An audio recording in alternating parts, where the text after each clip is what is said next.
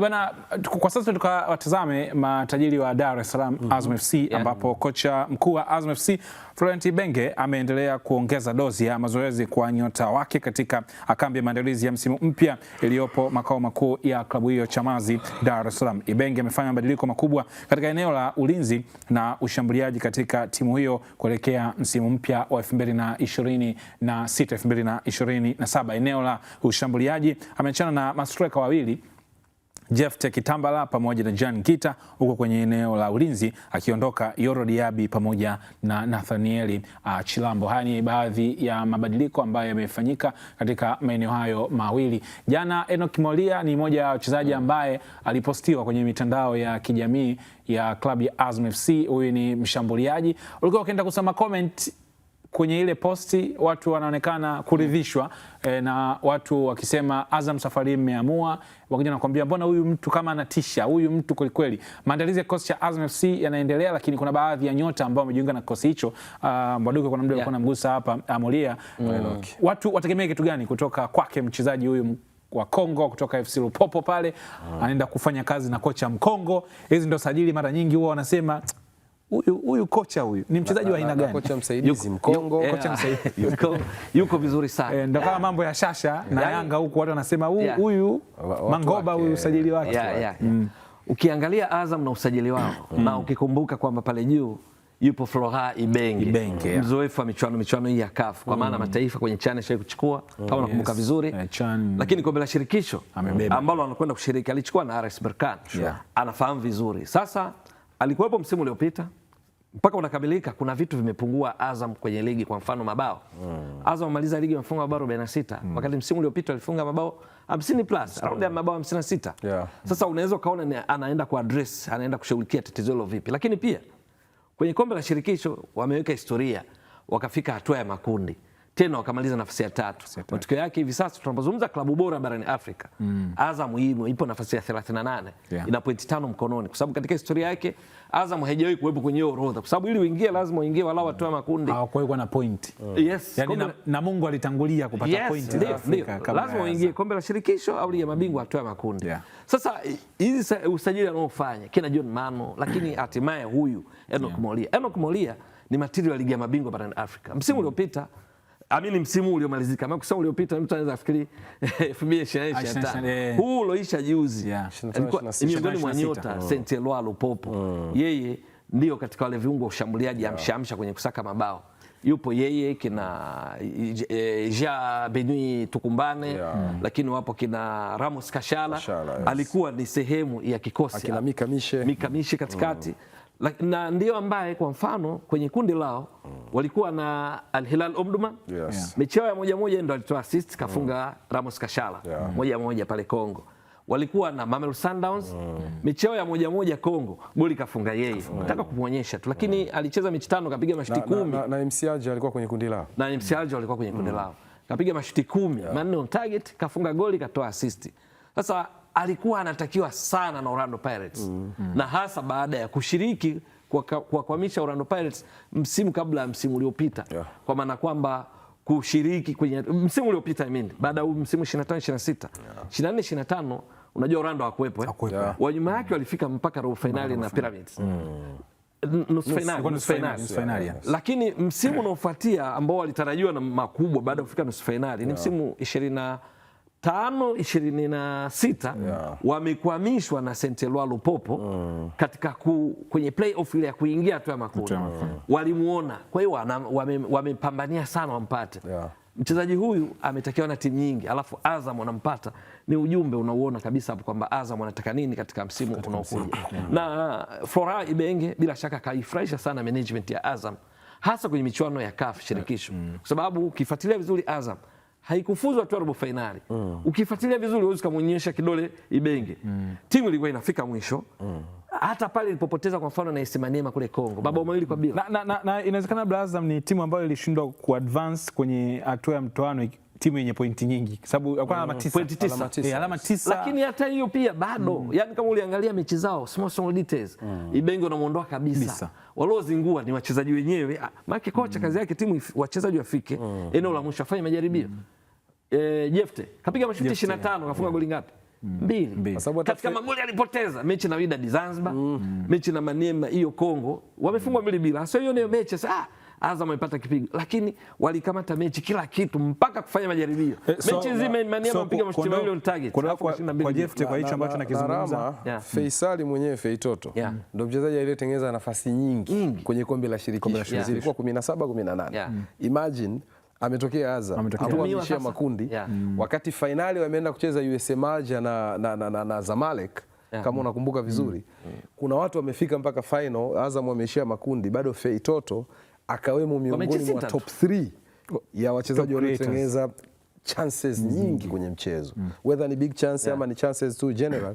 Lakini kwa hiyo nataka kuniambia kwamba ukishakuwa na mbunifu kama Faisal, kama tunagusa namba za kutengeneza ujio wa mtu kama Enock Moliani, maana yake ni kocha amefanya usajili sahihi, na kama utalipa basi inawezekana tukaona Azam wakisonga mbele zaidi kwenye michuano ya kimataifa, lakini pia hata kuongeza namba za magoli kwa upande wa ligi ya NBC ambako pia sare zikiwa nyingi, manake sare 10 na nyingi zilikuwa za bila. Kwa hiyo inawezekana eneo hilo pana shida mbele, wamelitibu kwa aina usajili waliofanya.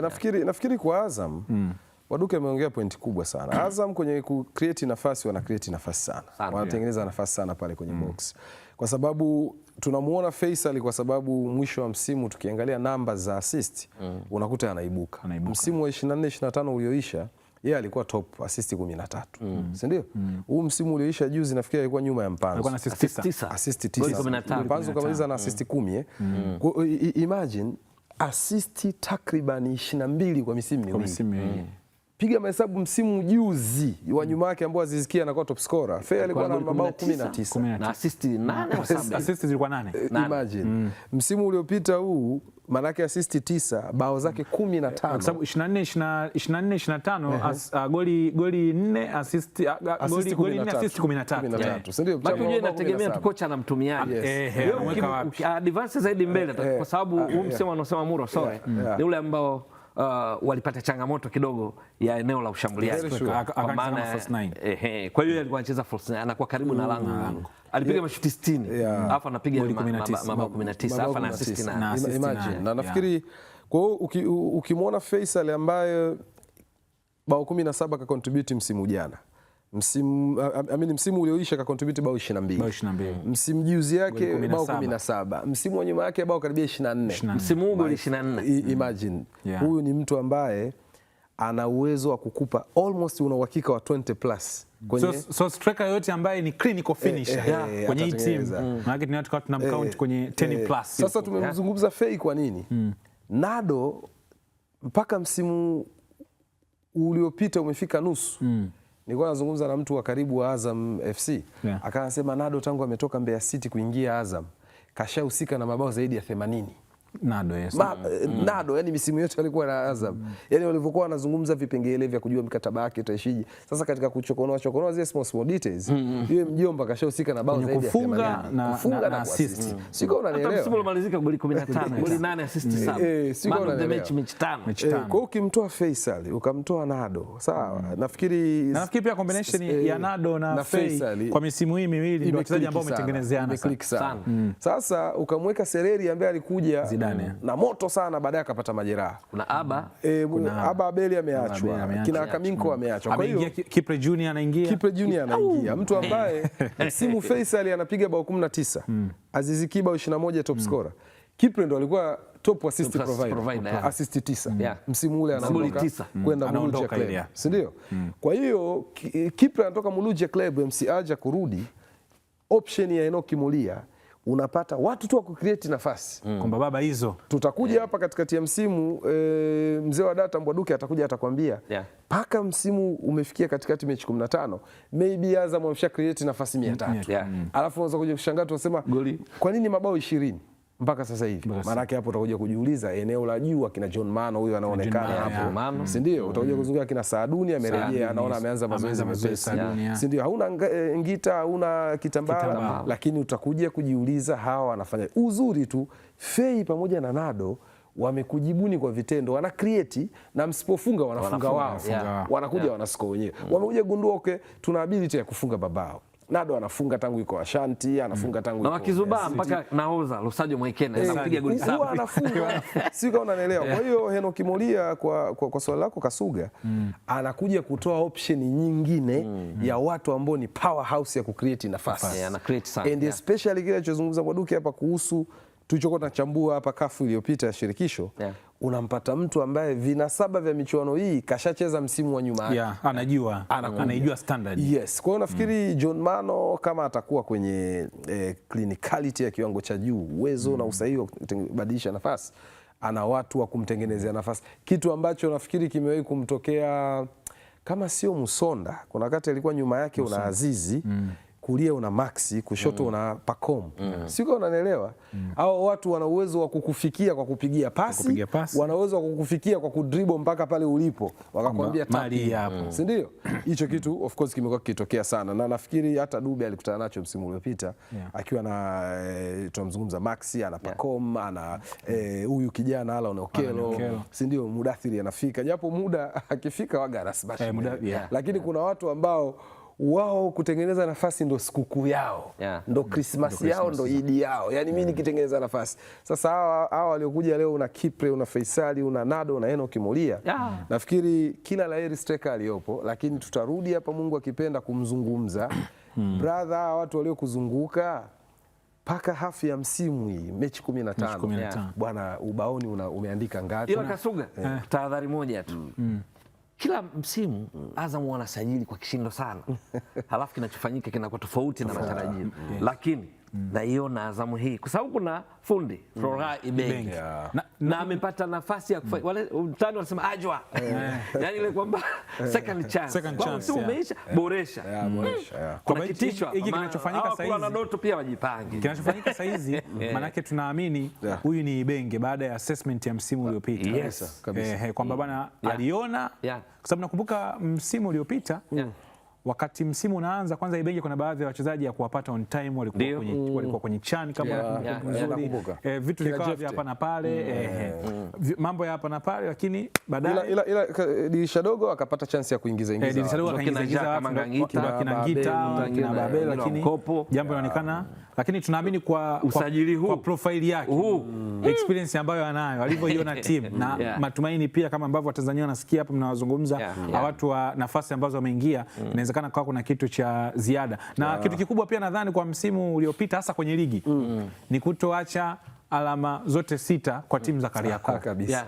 Sasa kwa kawaida ile huwa ni stage moja wapo. Sasa stage ile ilitakiwa sasa hapa hawakujitendea yake wenyewe. Unajua ukiweza kusimamisha Simba Yanga, manake wewe sasa una nasibu kubwa ya kuchallenge zile nafasi mbili za juu. Kaweka zinakuwa kwenye michezo hii mingine. Sasa bahati mbaya hizi Simba na Yanga hizi ana challenge vya kutosha, anapata point na sio mara moja, sio mara mbili, anafanya kila mara. Anakuja kusumbulia hizo zingine, unapata hizo sare ambazo ni records. Kuna kipindi ilikuwa yeye ndo anaongoza kwa sare, sababu alikuwa anachuana na Mungu, anachuana na Mashujaa. Na walikuja kumpita of course, wakati kafika Mashujaa ndo wamemaliza na sare 13 na Mungu 12, wakati kafika 9 kama sio ndo wamekita kwenye 10, ikawa inatafutwa record hivi alikuwa nayo Ruvu au ya 12, sare nyingi kwa msimu, sare nyingi kwa msimu JKT Ruvu, JKT Ruvu wakawa wanatafuta hiyo record, ndo zimewadondosha, kwa sababu unajua ukipata sare 10 maana yake umepoteza mechi 6 alafu na sare moja kwenye mahesabu, kwa sababu hapa tunazungumza maboresho.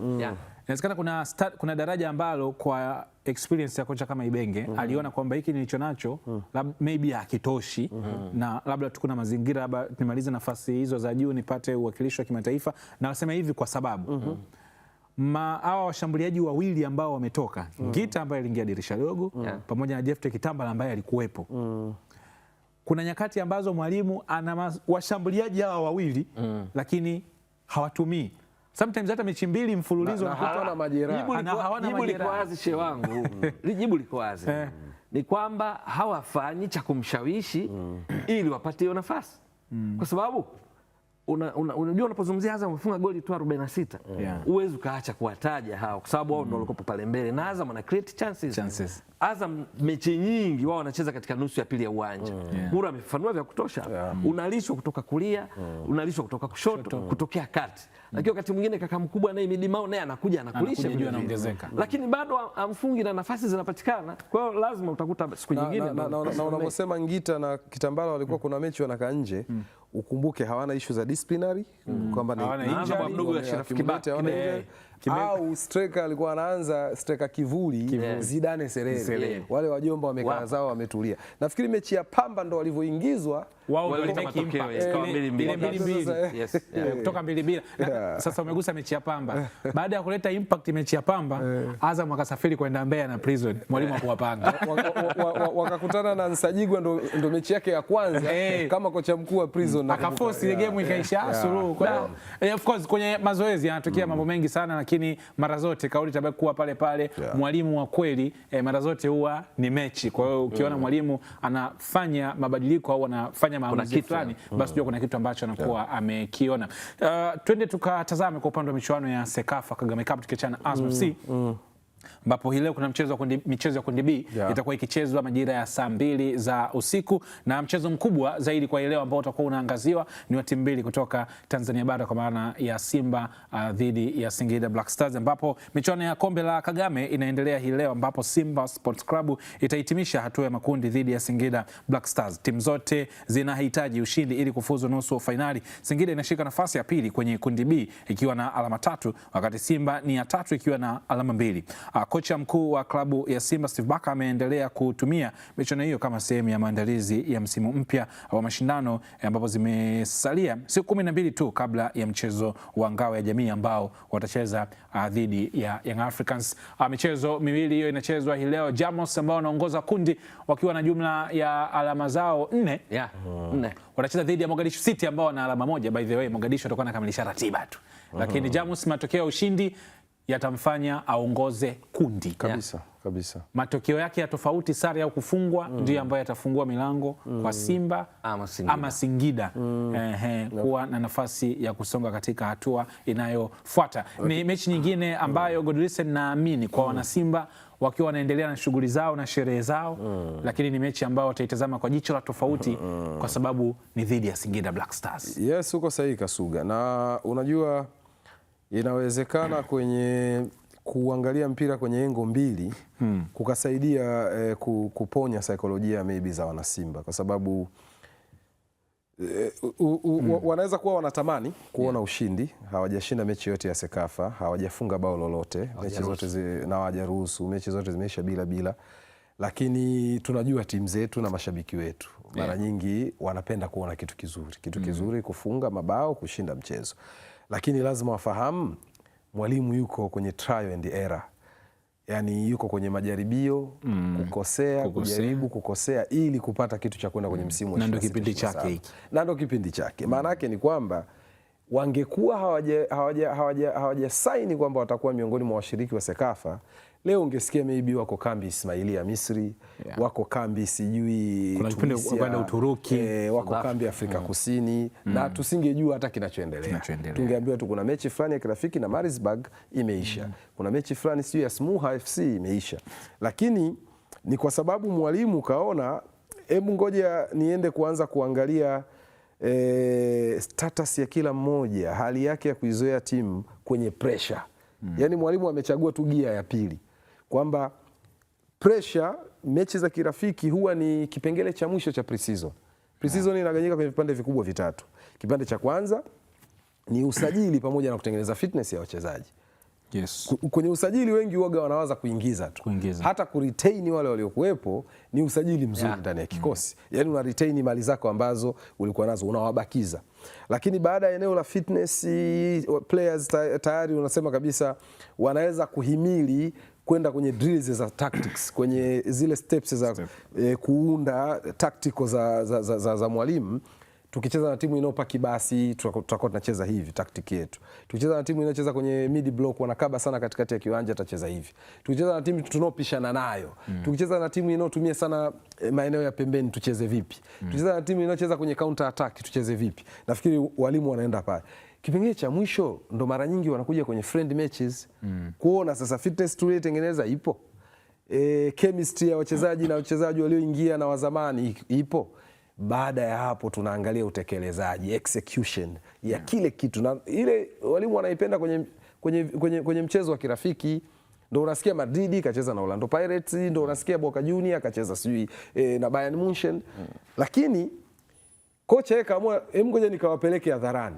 Sio lazima tujifiche behind closed doors kwamba mashabiki hawapo. Twende huku tukaonane ili muone Keretso live yuko hivi, Motus Cooper yuko hivi, tumuone Dumbia yuko hivi.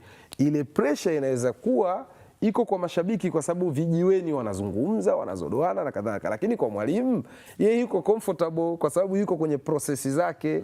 Yani kama anatengeneza anajichorea grafi yake siku baada ya siku. Leo Dumbia akafanya hivi, nimenoti vitu viwili vitatu, kesho nitatiki kibox cha 4, kesho kuta cha 5. Kwa hiyo yeye mwalimu yupo kwenye process ya kuiunda timu. Maana yake inaweza kumpata picha kwamba Dumbia awe sehemu ya chaguo la kwanza au anahitaji time niendelee na kina mwalimu. Very sure. Au kama kina Ino waendelee kama force number 9. Unaelewa. Kwa sababu sio tu amekuja striker basi umrush kwenye timu. Inawezekana pia hii ndio ikawa inamuonyesha kwamba inawezekana mwanzoni Dumbia msimuone kwanza. Uko sahihi na ukitaka kugundua hilo Kasuga, ili hawa mashabiki wasiwe na pressure, especially mashabiki wa Simba Sports wasiwe na pressure. Lini unaweza ukaamini mechi ya ushindani Mligo anacheza center back? Twende taratibu tu. Kwa sababu Mligo juzi amemtest yeye na Vedastus Masinde. Niambie mechi ipi ya ushindani si kwa kukosea heshima, lakini nasema kwenye ile selection ya kikosi na position zao respectively. Mligo Masinde ndo ana mazima pale. Kuna juzi hapa nilimuona anacheza Kevin Nation pamoja na Semfuko. Yes, ni midfielders. Lakini msimu uliopita hawa wote walikuwa katika position, katika hali tofauti. Unamzungumza kijana huyu Nation alikuwa Pamba. Semfuko alikuwa Simba lakini hakuwa chaguo la kwanza. Si ndio? Chilambo kaenda kuchezeshwa fullback baadhi ya mechi za Sekafa ya kushoto. Acheza ya kushoto. Lakini yeye primarily ni fullback ya kulia huko. Ile kule mwenye alianza kati kabla kule wanazima. Kwa hiyo kutokea hapo kabisa. Wajina wake Ibra Kasuga. Kwa hiyo kutokea hapo ni kwamba tunachoamini ni kwamba Steve Barker taratibu yeye anatiki kwenye skimu ya fueki yake. Yani mpango wake wa kazi mpaka sasa hivi anajua kashafika asilimia kadhaa, amefika katika kiwango kipi. Lakini sasa leo mechi itakuwa na attention kwa sababu unacheza na mpinzani ambaye anakupa game kwenye CRDB, anakupa game kwenye NBC Premier League, anakupa game mkikutana labda hata kwenye Mapinduzi. Kwa hiyo ni mechi ambayo wao wanatamani kuona wanashinda, lakini bado naamini Steve Barker bado yuko kwenye plani yake ile. Kesi kubwa hapa ni wanasimba kutamani kuona inaenda kwenye hatua ya nusu finali. Bahati mbaya ni kwamba makundi yako matatu. Timu 3 za juu zitakwenda nusu finali. Timu ya pili iliyomaliza bora zaidi kuliko wa pili wengine wa makundi mawili ataungana nao kwenye nusu finali. Nafikiri msimu uliopita best loser alikuwa KMC. KMC ndo alienda. Lakini sasa hivi wa pili wapo tayari wenye pointi 6. Kwa sababu kwenye kundi A Gor Mahia yeye jana baada ya kupata matokeo ya ushindi dhidi ya Garda Republican, Gor Mahia wao wamefuzu kwa sababu wamekuwa vinara wa kundi A wakiwa na jumla ya alama 6. Lakini pia kwa upande wa Vipers na wao wana alama 6. Na APR naye kuna alama 6. Kwa hiyo kwa upande wa Gor Mahia wao wamefuzu. Sasa ukitazama pia kwa upande wa kundi C ambalo bado lina mchezo mmoja mpaka hivi sasa kwenye kundi hili kuna timu mbili zenye alama 6. Al Hilal Omdurman ana 6, Rayon Sport naye pia ana 6. Lakini kundi B ambao ndo kina KVZ si ndo wako humo kwa kina Rayon. Kwa kina Rayon na KVZ ameondoka bila alama. Kwa hiyo ukitazama kwa upande wa kundi B, Jamus ndio ambao wanaongoza wakiwa na alama 4. Nafasi ya pili Singida ambaye kashinda mchezo mmoja na alama 3, alafu anafuata Simba mwenye alama 2. Alafu jiulize hao Jamus unajua wameshacheza na Singida wakamfunga. Anacheza na Simba wamechukua. Anaenda kumaliza na Mogadishu. Alipigwa 4 na Singida. Mwache. Kwa hiyo Singida anaweza kaingia kwenye ushindani kama atamfunga Simba atafikisha alama 6, atakuja sasa kwenye mapambano ya kina Vipers hapa na kina Rayo kuweza kuona jinsi ambavyo jambo lake linaweza likawa. Kwa hiyo lakini lingine ni kwamba mechi mpaka mechi ichezwe, kwa sababu nani alijua? Kwa mfano Mogadishu City wanaenda Barren Draw na Simba au Jamus. Kwa hiyo yeye anaweza akafanya ya kwake akamfunga Simba kwa mfano kwa karatasi, alafu Jamus akapigwa na Mogadishu City, anaenda yeye kama top katika kundi. Hesabu za Mbwaduke yote naita hesabu za kuvunja vidole. Tukianza tu yule ampige yule, ila napenda kuzungumzia pia hii Simba. Simba miongoni mwa gumzo hivi sasa hatuwezi kuepuka ni Dumbia. Dumbia unajua ametoa Simba, ana vigezo vyote vya kutua Simba. Kwa sababu unajua kutua Simba maana yake lazima kuangalia umefanya nini. Simba ni timu kubwa. Namba za magoli zilizofunga kwa sababu mjomba wako kasuga la hasha. Huyu Dumbia kwao kule alikuwa anachezea timu katika ligi kuu ya Mali ambayo ina timu 14. Timu ya Korofina ambayo si miongoni mwa zile top nini za kwa nini. Imemaliza imefunga mabao 28, ikapiga goli 17, assist 4, kachangia mabao 21, mbili 75% mabao yote kabeba yeye. Sasa akiwa Simba hapa ametua kwa kishindo, inavyoelekea anataka kuprove kwamba Simba mjakosea kunisajili. Anafanya mambo mengi sana uwanjani, anaenda kushoto kulia, lakini pia sihukumiwe. Amecheza dakika hazivuki 60. Mechi ya kwanza na Mogadishu aliingia dakika 76. Mechi hii kaingia kipindi cha pili. Amekosa nafasi za wazi mechi ya kwanza 2, ikiwemo pasi ya Cletus Chota Chama na kuna nyingine, na hii amekosa nafasi moja. Sasa hapa cha kumwambia yeye na walio karibu naye na wana Simba na wafuatiliaji wa mpira wa miguu wajue kwamba ili uwe mfungaji mzuri nasibu ya kukosa sana pia inakuwa kubwa, kwa sababu unajua pa kusimama. Mshambuliaji kimeo wala ukutwi na kadhia ya kukosa mabao kwa sababu hujui pa kusimama. Nikutajie wachezaji vinara sasa hivi duniani kwenye kupachika mabao. Erling Haaland, top scorer katika ligi kuu ya England. Kafunga mabao 27, kapoteza nafasi za wazi 30. Big chances. Cristiano Ronaldo pale Saudi Arabia. Kafunga mabao 28, kapoteza nafasi za wazi 22. Kylian Mbappe wa kwetu Real Madrid, Los Blancos, kapiga goli 25, kapoteza nafasi za wazi 21. Harry Kane Bayern Munich, kapiga goli 36, kapoteza nafasi za wazi 18. Top scorer Mayele wakati msimu wa mwisho kabla hajaondoka kwenda Pyramids. Kafunga goli 17, top scorer akawa MVP. Ni baada ya kupiga mashuti 94. Sasa chukua 94 toa 17, alobaki yote aidha ameishia mikononi mwa kipa 77 au kutoka nje. Stefan Aziz Ki anakuwa top scorer mabao 21, alikuwa amepiga mashuti 90. Wa pili alikuwa Feitoto, kapiga goli 19, kapiga mashuti 60. Jean Shaua msimu wa 24 25, top scorer magoli 16, matano ya penalty, alipiga mashuti 74. Umeshaona? Sasa kwa hiyo lazima atulizane hizi mechi mbili, asijitie pressure, maana unamwona anacheza uwanjani anapambana, aenda kushoto kulia, yule anayemfanya kama role model wake yule Victor Osimhen.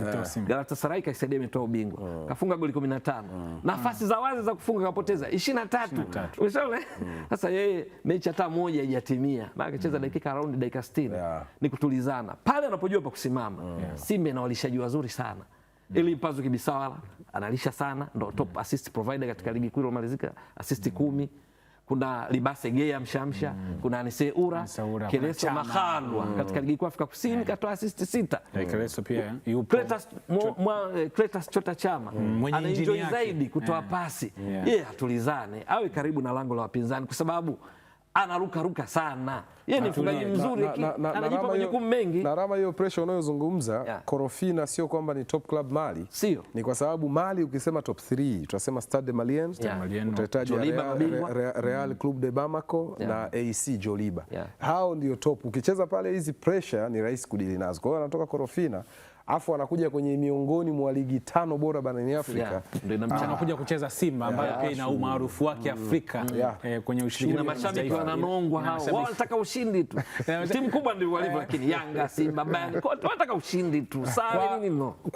Kwa upande wa Singida kwa ambavyo mimi nimeona heka za mitandaoni ni mechi kama ambayo inaonekana Singida wataipania. Yani huku si Mbwaduke na Mudo tunasema ni mechi ni mechi mwalimu anaangalia vitu vyake, mkakati wa mwalimu, lakini watu wanasema bwana Singida hii, na kuna watu nimeona mtandaoni, kuna watu wanasema bwana hii Jonathan Soa akawaonyeshe, unajua kuna wale mazingira na ndio Singida wao pia wanaweza wakaja wakiwa full tegemea game ambayo itakuwa na ushindani licha kwamba ni game za maandalizi ya msimu. Kwa Singida nafikiri lazima wataikamia kwa sababu kumbuka ni mabingwa watetezi wa Sekafa. Msimu uliopita wamefunga Al Hilal bao 2-0 pale uwanja wa KMC. Kwa hiyo wanacheza kama mabingwa watetezi, that's number one. Lakini number two ni kwamba wanachokitazama Singida kwa hivi sasa ni kutaka kuprove pia kile ambacho watatakiwa kwenda kukifanya kwenye michuano ya kimataifa. Bahati nzuri wamerudi back to back kwenye michuano ya shirikisho. Kuna hatua za awali. Nini ambacho wanakitazama kwao? Ni statement kwao kudili na Simba. Tofauti na Simba ambavyo anaweza kudili nao, yeye anaweza akasema bado tuko kwenye process. Lakini Singida wao wanaitazama hivyo. Lakini kitu cha msingi ni hicho kwa nakitaja kwenye standings, kwenye misimamo inavyoonyesha. Singida kama anashinda leo katika ushindi ambao unaweza ukawa comfortable zaidi, atapata pointi 6. Kumbuka alishinda dhidi ya Mogadishu. Si ndio? Tena mabao 4. Which means kama leo anapata uwiano mzuri, ataingizwa sasa mpaka sasa hizi Vipers ndiye anakuwa kinara kwenye zile timu za best loser, kwa sababu pia amefunga magoli 5 na kuna kundi bado ana mechi pia. Kuna ambao tayari wamepita 3, lakini kuna ambao wana pointi 6 akiwa na kiporo, kama mchezo mmoja ni timu za kundi C. Kwa hiyo kesi ya Singida pia kuona wanaweza wakaingia kwenye kapu la kuzichekecha timu ambazo zitakuwa na uwiano mzuri, bado pia wanalitazama hilo kama eneo lao la muhimu. Naona kina Tegis Momanyi hapo. Kwa hiyo unaweza ukaona ni kitu ambacho kwao wanakitazama kama sehemu yao ya kutaka kuprove. Na bahati nzuri kuna wachezaji wapya wameingia.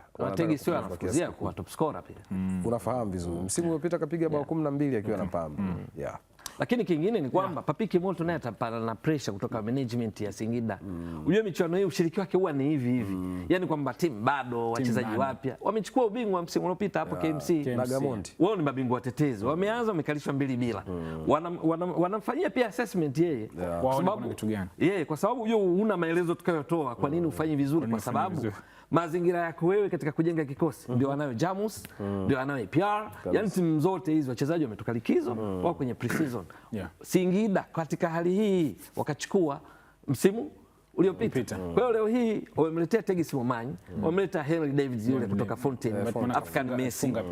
Lakini una Jonathan Soa wamemrudisha, ambaye katika ligi msimu uliopita kabla hajajiunga na Simba akiwa Singida alijiunga dirisha dogo, alipiga mashuti 32, 16 on target, mechi 14, kafunga goli 13. Wanaye, kwa hiyo wana options, kuna wachezaji kadhaa.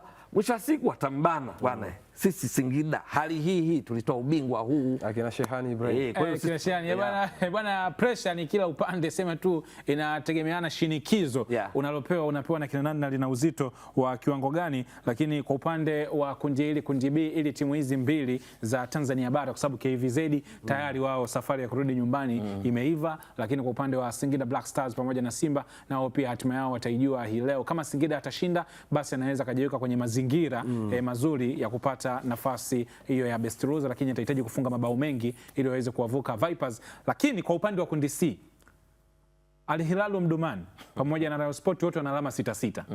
Na kesho tarehe 1 wao ndio wanamaliza. Al Hilal versus Rayon Sport. Wao wote wana 6-6 kundi C na wao ndio wanamaliza. Yaani sema kina Flomo, kina Jean Claude Gerumugisha. Na kitu kizuri ndani yao.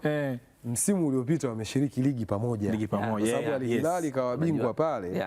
Kina Rayon Sport, Apere wako pale ndani.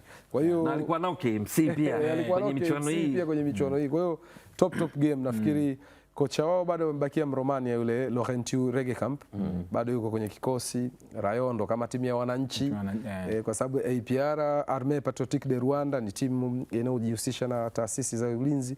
Kwa hiyo unajuaga ile ukimwona APR kafuzu, Rayon vipi, kwa sababu dabi yao ndo hiyo ya Kigali.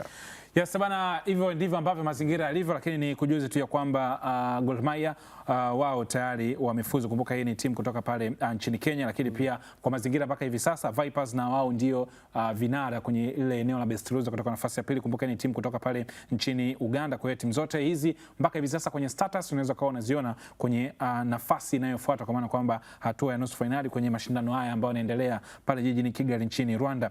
Gor Mahia wao imefuzu baada ya kuichapa Garda Republican goli 1-0 hapo jana na kufikisha alama 6 kwa upande wa Vipers. Wenyewe pia wapo kwenye position au kwenye nafasi ya kufuzu hatua inayofuata licha ya kupoteza kwa kufungwa magoli 2-1 mbele ya APR ya Rwanda.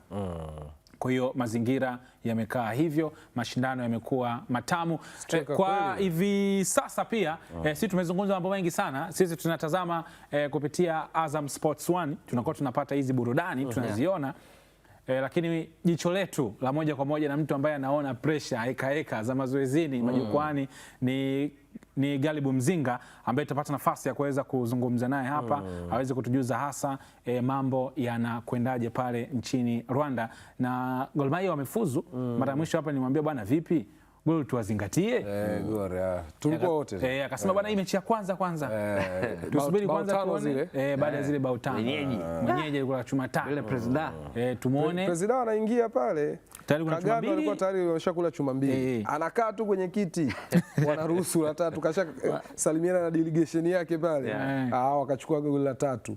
Lakini nafikiri walikuja wakareact vizuri game ya pili na ya tatu. Nafikiri wanajaribu kuwaheshimisha, kama kwenye hiyo best loser wanaweza wakapita, inawezekana bora. Sasa APR kupita hawezi kwa sababu kamaliza watatu. Of course kwa hiyo pale si wapi hata upate point. Alafu ukumbuke wamecheza fainali msimu juzi wa Sekafa wakapoteza na Red Arrows. Msimu jana wamecheza nusu, unakumbuka? Kwa sababu nusu walikuwa Singida, Al Hilali, KMC pamoja na APR, si ndio? Singida alimtoa KMC, Al Hilali akamtoa APR, kama unakumbuka vizuri. Al Hilali ndo akaenda akafungwa na Gamondi pa. Kwa hiyo nafikiri bwana APR hawajaja na gia nzuri. Unaweza kusema mechi ya kwanza dhidi ya Gor Mahia ndio mechi ambayo maybe iliwavuruga kwa sababu baada ya hapo mfanikiwa kushinda mechi zao zote mbili, kwa kumaliza nafasi ya tatu wakiwa na alama 6. Kwa hiyo unaweza kaona timu tatu zote zina alama 6, Gor Mahia, Vipers pamoja na APR wenyewe kutoka kundi A. Ni kundi ambalo watu wamekusanya alama za kutosha lakini hazijatosha. Na labda tukiwa tunasubiri kuungana na Mzinga, vibe hamsha la mashindano kwa mwaka huu. Nilikuwa namsikia mkurugenzi wa Sekafa akasema ratiba ya hivi sasa ya haya mashindano mwezi wa 7 tu mwezi wa 8 walivyoiweka, wanaona kabisa ni mahususi sasa, na hii kalenda imekaa vizuri kwa sababu timu zinatumia mashindano haya kama sehemu ya pre-season.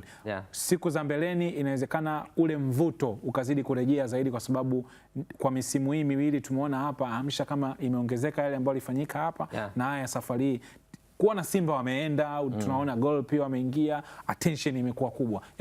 Heshima yake itarudi. Of course, lakini lazima kuna eneo moja waboreshe kama wataweza. Hii ya kuruka hii stage ya robo hii. Unajua ndio na uhondo wake, unaona na vizia hivi, unaona inakuja inawezekana muda pia. Si ndio? Kwa hiyo wao watajua jinsi ya kutwist, kwa sababu inafahamika katika msimu tunakwenda kwa eneo hili la ukanda huu. Sekafa maana yake ndo baba wa soka katika ukanda Afrika Mashariki na Kati.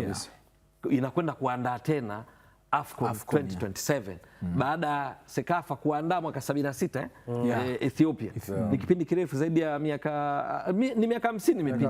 Kwa hiyo unajikuta ratiba iko very tight. Unaweza kuelewa kwa nini wamefanya hivi, kwamba hapa umetoka kueleza Muro, watatu wa kwanza ndo wanafuzu nusu finali, alafu best maki hata kutumia neno loser unakataa.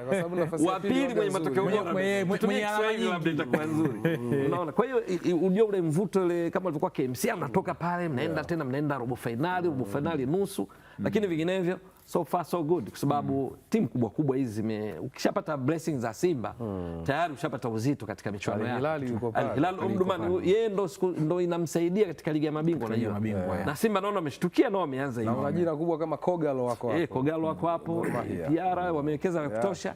Nafikiri kuna mambo mengi chanya kiasi ya kwamba kwenye misimu ijayo wanao uwezo wa kufanya vizuri. Au Mbwaduke kama labda kuongeza idadi ya timu kwa mfano makundi matatu, yangekuwa makundi manne, ingekuwa easy kusema timu ziko 16 zitoke hapa mbili za juu tuenzetuni robo. Yaani inakuwa very easy, lakini maybe pia na kiwango cha udhamini nafikiri na chenye kinapaswa kutazamwa, kwa sababu imagine michuano hii hata Al Hilal kaweka mkono wake.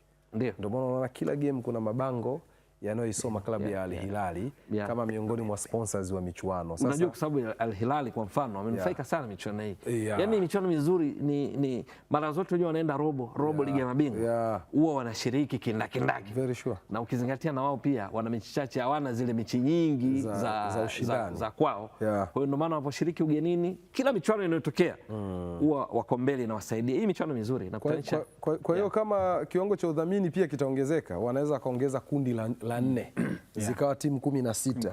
Kila kundi katika manne zikipita 2 tayari tushaipata robo hiyo timu 8. Sasa hapo ni kwenye kusqueeze kalenda iko tight sana kwa upande wa timu zetu. Kwa hiyo nafikiri itakuwa tu ni namna, na miaka ya karibuni hapa pia tukaanzisha utamaduni wa kwenda pre-season nje.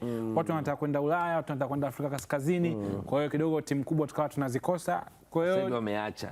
Unajipanga Uturuki afu unakuja kucheza Mali. Lakini pia kuna taarifa ya Beno Kakolanya ya kujiunga na Polisi Tanzania. Ni moja kati ya taarifa ambayo pia, na Beno anatoka Mbeya City. Na Beno kutoka Mbeya City pale bwana alikuwa na heka zake kadhaa msimu uliopita. Kuna muda mrefu wa kucheza. Na stories zilikuwa nyingi, ambapo golikipa mkongwe wa Beno Kakolanya amejiunga rasmi na Polisi Tanzania ambayo imerejea ligi kuu ya NBC kwa mara nyingine. Kakolanya ni miongoni mwa magolikipa wazoefu nchini, akiwa amehudumu katika timu kadhaa zikiwemo Simba Sports Club na Yanga Sports Club. Wakati huo Polisi Tanzania hapo jana ilitangaza kuachana na wachezaji 7 waliokuwepo klabuni hapo msimu uliopita. Wachezaji hao ni golikipa Arun Mandanda, January Belege, Martin Kazila, Ibrahimu Isiaka, Lazaro Mlingwa, Chuga Saidi, Naku James na Isa Abushe. Orodha ya wachezaji ambao wameachwa. Polisi, unajua Polisi ilikuwa angalia mtu mmoja akasema moja kati ya timu ambayo ilikuwa ina mtego mkubwa sana ni pamoja na Polisi. Umetoka kucheza playoff katikati ya mwezi hapa. Unatakiwa nani itoke, ripoti ifanyike, reshuffle ifanyike, utoe kazi, afu uanze kutafuta wakuja kupiga nao ligi kuu. Shughuli yao sio nzito. Ngoja tutaona kile ambacho watakuwa nacho, lakini Beno Kakolanya huyu anaongeza kwenye kikosi. Na wapo pale Kurasini nafikiri. Nilikuwa nazungumza na mtu mmoja akaniambia wapo Dar es Salaam. Nijua labda bado wako CCP pale Moshi. Lakini nafikiri Kakolanya ni kipa mzoefu, lakini Kakolanya ana shida moja. Nafikiri imekuwa ni kubwa kwake, na nafikiri watu wanapaswa kama sio yeye kuitatua mwenyewe. Kakolanya anapaswa kuitatua mwenyewe. Kila msimu wanapoenda kwenye hivi vilabu ni either asimalize msimu mechi zile za mwisho au hapa katikati atasuguana na vilabu Singida, angalia Namungo, Mbeya City.